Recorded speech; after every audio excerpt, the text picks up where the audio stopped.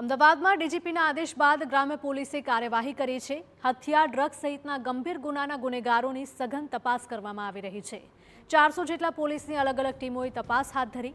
જિલ્લાના 1200માંથી 1000 આરોપીઓનું ચેકિંગ કરવામાં આવ્યું।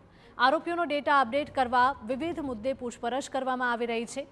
આરોપીના પરિવાર, કામના સ્થળ અંગે પણ માહિતી લેવામાં આવી। મહત્વનું છે કે દિલ્હી બ્લાસ્ટની ઘટના બાદ રાજ્યભરમાં ગંભીર ગુનામાં સંડોવાયેલા આરોપીઓનો ડેટા અપડેટ કરવાના ડીજીપીએ આદેશ આપ્યા છે।